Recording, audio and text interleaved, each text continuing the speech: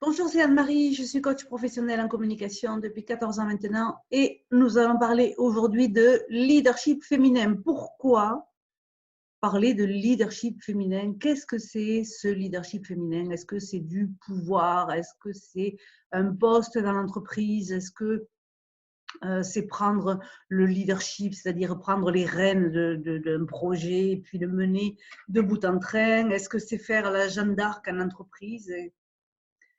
Le leadership tel que je le conçois, tel que plein de monde le voit, c'est plutôt une posture intérieure de communication.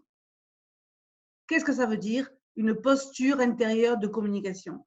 Ça veut dire être suffisamment solide à l'intérieur de soi en tant que femme professionnelle pour que cela donne de la force pour justement aller sur le terrain. Sur le terrain, ça peut être diriger une équipe, ça peut être manager un groupe, ça peut être aussi prendre la parole en public, ça peut être oser l'entrepreneuriat, oser aller vers les autres, oser faire du réseautage, oser aller parler aux gens, bref, toute forme d'audace qui, que les femmes, beaucoup de femmes ont, mais beaucoup de femmes en le veulent, aimeraient avoir un peu plus d'audace. Et qu'est-ce qui fait que ça bloque? Qu'est-ce qui fait qu'on n'ose pas prendre la parole en groupe?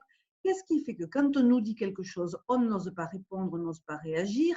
Qu'est-ce qui fait que quand dans une réunion, on ne vient pas nous chercher, on nous oublie et cela ne nous fait pas réagir? Qu'est-ce qui fait que quand on nous insulte ou quand on nous dit quelque chose qui est désagréable au travail, comme une disqualification, qu'elle soit sexiste ou non d'ailleurs, qu'est-ce qui fait qu'on ne réagit pas? Eh bien là, c'est un manque de leadership. Qu'est-ce qui fait aussi que quand on est un manager, une manageuse d'équipe, on ne se donne pas la légitimité de l'être, c'est-à-dire d'évoluer professionnellement pour pouvoir gérer une équipe et être dans un poste avec de plus en plus de responsabilités. Là, ça demande d'avoir de la force intérieure et c'est ça le leadership. Le leadership, c'est ce pouvoir que l'on a à l'intérieur de soi.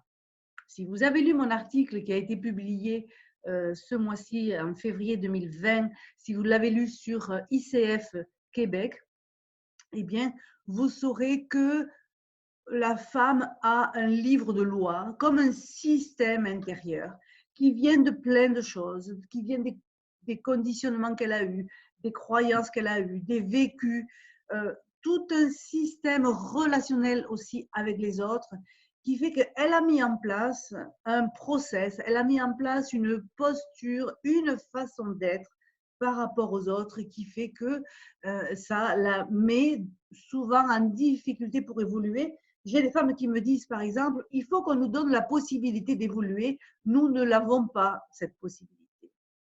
C'est vrai dans certains cas où il y a effectivement des problématiques reliées à l'équité et à la justice sociale dans l'entreprise. C'est vrai.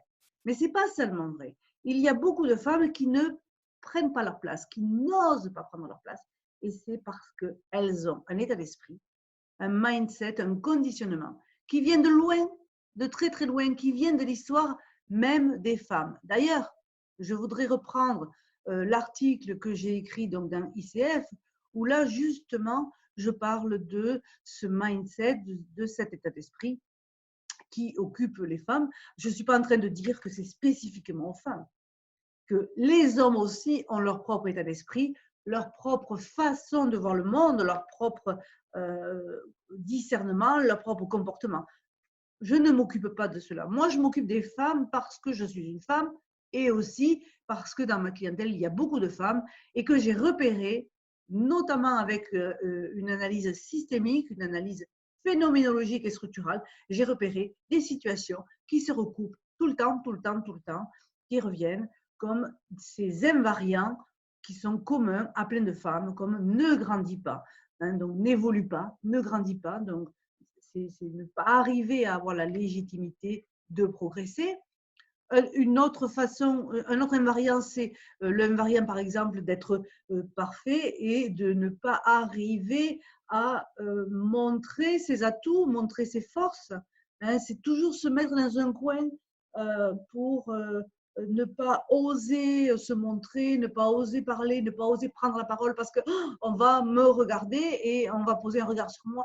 Peut-être qu'on va me juger. Est-ce que je vais être mieux que les autres? Est-ce que je vais être à la hauteur, suffisamment à la hauteur? Est-ce que j'ai suffisamment de diplômes? Est-ce que j'ai suffisamment d'informations? Enfin, tout ça occupe l'état d'esprit des femmes. Et comme par exemple ne réussit pas, souvent on se demande si elles vont arriver à prendre des décisions difficiles. Est-ce qu'elles vont avoir la force de prendre des décisions difficiles? Donc là, encore une fois, on ne leur donne pas la légitimité. Et je ne parle pas aussi des cas où il faut être gentille, même si on n'est pas contente. Mais en fait, il faut toujours être gentil, il faut toujours montrer qu'on est d'accord, il faut toujours être dans son petit coin et ne rien dire sans poser de limites, en faire plus que les autres, etc., etc. Cette femme-là, elle ne se donne pas la permission d'exister, la permission d'être. Je ne cherche pas encore une fois à dire c'est la faute de X ou c'est la faute de Y, pas du tout. Simplement, je suis en train de démontrer que les différents contextes des femmes ont fait en sorte qu'elles se retrouvent dans ce genre de situation où elles ont beaucoup de mal à évoluer. Qu'est-ce qui se passe au niveau de la gestion émotionnelle dans ce genre de situation? Eh bien, tout simplement, c'est que à force de ne pas communiquer, à force de ne pas arriver à dire ou à force de mal dire ou de vivre donc un émotionnel difficile, c'est-à-dire trop de peur, trop de doute, trop de colère, trop d'émotions fortes, peur d'évoluer, peur d'être jugé, peur de ne pas être légitime, peur de se faire donc, insulter ou autre. Donc toutes ces peurs-là viennent amener de l'émotionnel, donc des affects importants à l'intérieur des femmes. C'est ce qui fait que ça va venir la fragiliser. Et c'est ce qui fait que en réunion d'équipe, par exemple, elle va avoir du mal à prendre la parole, à avoir donc un leadership, un management suffisamment cadré pour que son équipe sente qu'il y a donc un manager, une manageuse à bord. Ces émotions, justement, quand elles apparaissent et qu'elles sont là depuis longtemps, et souvent elles sont transgénérationnelles, c'est-à-dire que les femmes vivent l'histoire des autres femmes de leur génération, que ce soit des femmes de la famille ou pas d'ailleurs. Hein. Donc, elles revivent des conditionnements et ça vient nourrir cet émotionnel. Comment se manifeste l'émotionnel? Comme je disais dans l'article, la réaction dragon, la réaction petite souris. Donc, la réaction dragon, c'est qu'on va avoir des femmes qui donc, vont surréagir. C'est la femme dominante, c'est la femme qui dirige, c'est la femme qui peut être castratrice parfois, hein, c'est-à-dire qu'elle a quelque chose à prouver. Elle veut réussir à tout prix, donc elle a un pôle réactif donc, annexé. On la qualifie aussi de autoritaire ou de intraitable. Donc maintenant, vous comprenez que c'est avec tout cet émotionnel qui vient de tout se passer, qui vient de l'état d'esprit, qui fait en sorte que la femme va développer son côté dragon. À l'inverse, donc dans le pôle opposé, justement, on va avoir un pôle réactif, ce que j'appelle moi en réduction, le pôle réactif petite souris. Et là, on va avoir la femme qui n'ose pas se mettre en avant, qui n'ose pas se mettre en valeur, qui n'ose pas prendre la parole, s'affirmer, exprimer ses besoins. Donc, la personnalité petite souris, ça va être la timide, celle qui n'ose pas. Ça va être la subalterne, celle qui fait tout le travail des autres à leur place. Ça va être celle qui se justifie en permanence, la justificatrice, qui ne prend pas sa place, qui a du mal à donc, se positionner. Et ça va être aussi la suspecte, hein, celle qui est toute seule, celle qui donc n'est pas prise au sérieux quand elle parle, celle qui donc celle que l'on n'entend pas. Donc elle est bizarre, donc on va être mise un petit peu au placard. Donc on a deux types de personnalités qui viennent justement de cet état d'esprit, de ce mindset et de ces différents styles de comportement. Donc comment on fait pour en sortir? Eh bien on met en place un système communicationnel Donc, c'est tout à fait l'approche communicationnelle que je propose et dont je parle donc en détail dans l'article sur ICF Québec. Les femmes ont des ressources et des qualités, comme les hommes d'ailleurs, mais ce ne sont pas les mêmes. Et notamment quand ce sont des femmes qui sont entrepreneurs ou des femmes qui managent, qui dirigent, eh bien, elles doivent se connaître leur système, leur conditionnement, leur façon de réagir, si elles sont en excès ou au contraire en réduction, et elles doivent ensuite arriver à communiquer pour se positionner et se faire écouter, se faire entendre. Elles doivent donc activer leur potentiel féminin parce que les qualités féminines, l'intuition, le fait qu'elles puissent voir sur certaines possibilités auxquelles souvent on ne pense pas. Une autre qualité qu'elle va avoir, c'est par exemple, elle va humaniser l'entreprise, elle va amener une touche de féminité, de compréhension, d'écoute, d'ouverture, donc ça va humaniser l'entreprise. Elle va aussi inspirer à entreprendre et souvent les femmes ont plein d'idées qu'elles n'osent pas dire justement pour les raisons évoquées tout à l'heure. Donc, elles ne vont pas arriver à dire et à exprimer leurs idées en réunion, soit parce qu'elles ne se sentent pas légitimes, soit parce qu'elles ont peur qu'on leur prenne leurs idées. Donc, elles vont au contraire se taire. Donc, activer son potentiel féminin, c'est mettre en place une façon de communiquer. J'en parle dans les ateliers mobiliser la communicatrice en soi. C'est être une femme leader.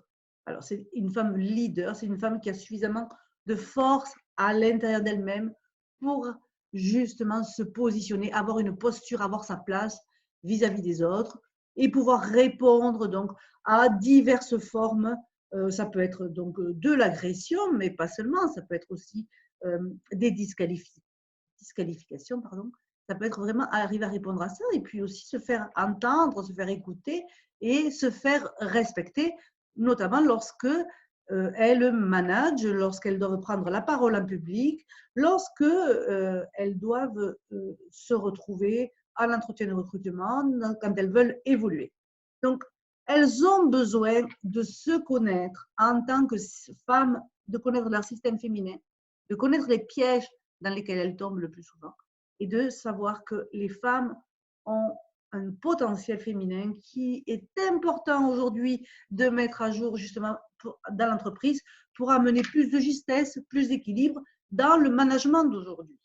Un management qui est encore trop masculin, et je mets des guillemets entre masculin, mais encore trop autoritaire ou directif. Et c'est vrai que là, il faut amener donc un autre style de management dans les équipes.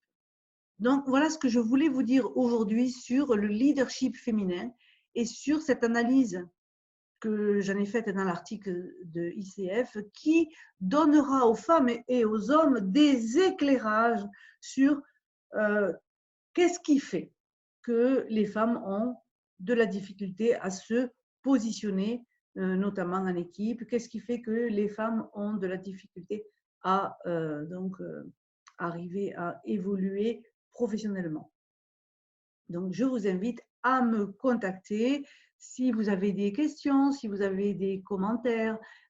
Vous savez maintenant que une de mes formations, accompagnement formation, l'entrepreneuriat au féminin, augmenter sa visibilité sur Internet et aussi se montrer, savoir communiquer, elle est désormais éligible au CPF. Ça veut dire que sur mon compte formation.com, Barrero Anne-Marie, vous pouvez trouver cette formation qui s'appelle Entreprendre au féminin en cherchant Barrero, B-A-2-R-E-I-R-O.